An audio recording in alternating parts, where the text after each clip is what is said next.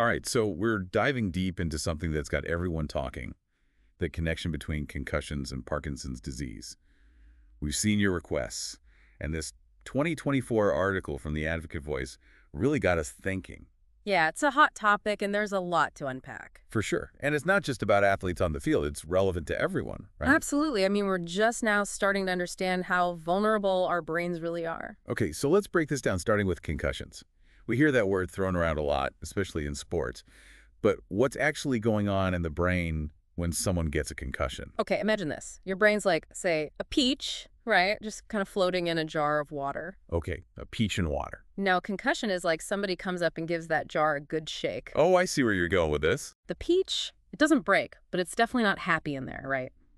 Gets jostled around, maybe a little bruised. That's kind of what's happening inside your skull during a concussion. So those forces are impacting the brain tissue, the nerves, all those intricate connections. Exactly, and this is important. You don't have to be knocked unconscious to have a concussion. Really, I think that's a common misconception. You get knocked out, it's a concussion, you shake it off, you're fine. Nope. The Advocate Voice article actually highlighted a study where even a so-called mild concussion, where the person didn't lose consciousness, it still showed these measurable changes in brain function weeks later. Wow. So even what we might consider a minor bump on the head could have lasting impacts. That's the thing, especially if it happens repeatedly. It's like this microscopic damage that builds up over time. The article even talked about how concussions are graded, with grade 1 being the mildest and grade 3 being the most severe. I see. So even a grade 1, while it might not seem as immediately serious as, say, a grade 3, it still needs to be taken seriously. Absolutely. Medical attention, no question. So no more brushing off those dings like we used to. Right, that walk-it-off mentality. Yeah, we're moving away from that. Prevention and early intervention are key here. And the Advocate Voice article mentioned a pretty compelling reason why. They cited a 2018 study from JAMA Neurology that linked even a single moderate to severe traumatic brain injury to an increased risk of developing Parkinson's disease. Right, and that's a whole other conversation. Which brings us to the other half of this deep dive. Parkinson's disease. Most people, when they hear Parkinson's, they think tremors, right? Yeah, it's the most visible symptom. But it sounds like it's way more complex than just that one symptom. Oh, absolutely. The tremors are just one piece of a much bigger puzzle. Parkinson's affects the brain on a deeper level, impacting movement, yes, but also things like mood, sleep, even someone's sense of smell. Wow, it's like this disease is working behind the scenes, impacting these subtle but essential parts of our lives.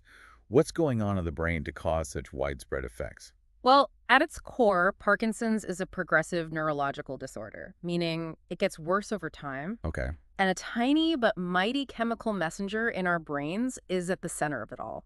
Dopamine. Dopamine, that's the one we hear about with pleasure and reward, right? Right, but it plays a much bigger role than that. See, dopamine is crucial for smooth, coordinated movement. Think about picking up a pen, for example. Seems simple enough, right? Yeah. But there's a lot going on behind the scenes. Your brain, nerves, muscles, they all have to work together in perfect harmony. And dopamine, it's like the conductor of that orchestra. So in Parkinson's, as dopamine levels drop, that's when those signals get out of sync, leading to the tremors, stiffness, slowness of movement. Exactly. The Advocate Voice article mentioned Parkinson's actually develops in stages, like a play in 5 acts. Yeah, interesting. Early stages, you might just notice slight tremors, stiffness, almost miss it if you're not paying attention. But as it goes on, these symptoms, they become more prominent, start really impacting daily life. Like an invisible countdown, each stage bringing new challenges. No wonder it's considered a life-altering diagnosis.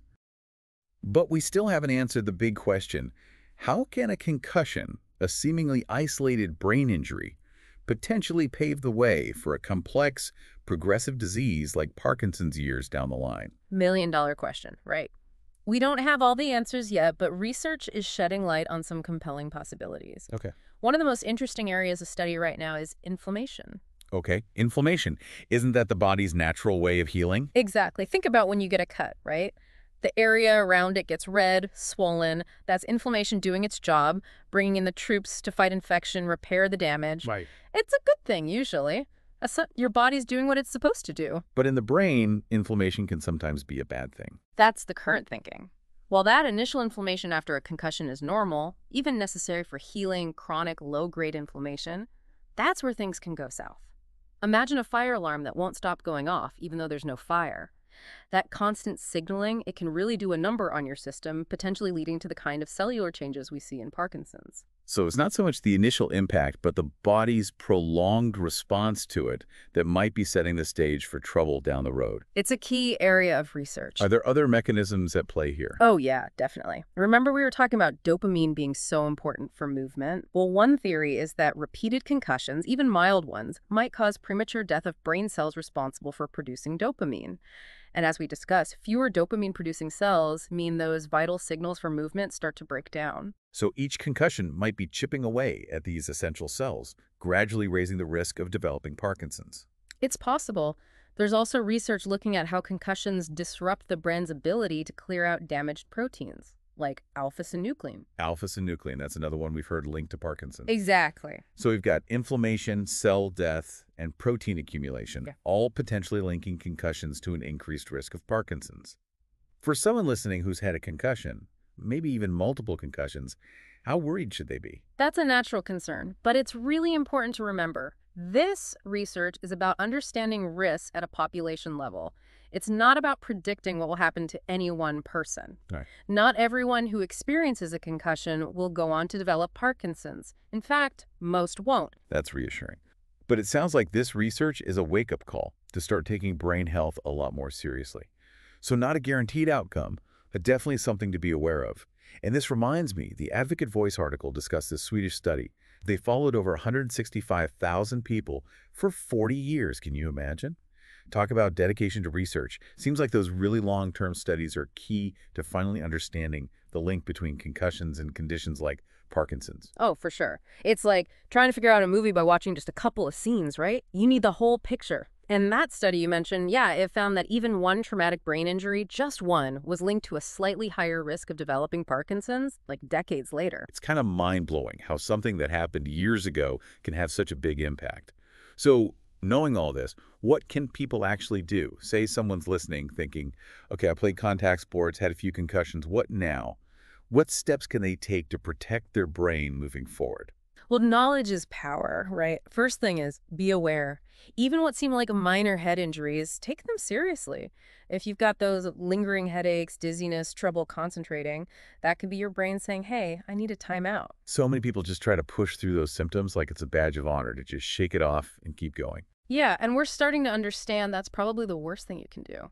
Like ignoring a tiny crack in a bridge, it might seem small, but eventually it's going to be a major problem. Early detection, that's key. The Advocate Voice article mentioned some pretty cool advancements in brain imaging and biomarker research. They might help us spot those early warning signs. That's good news. So it's not all doom and gloom. There's some real progress happening on that front. What about prevention? Anything people can do in their day-to-day lives to minimize their risk? Absolutely. Some of it's common sense, but worth repeating. Wear a helmet. Biking, skateboarding, anything where there's a chance you could fall. Older adults, making the home safer to prevent falls, super important. Simple things, but they can make all the difference. Got to respect the power of that 3-pound organ we're carrying around. Any final words of wisdom for our listeners before we wrap up this deep dive? You know, I think the main takeaway here is empowerment. We're still learning about the brain. It's incredibly complex, but every day we're getting closer to understanding how to protect it.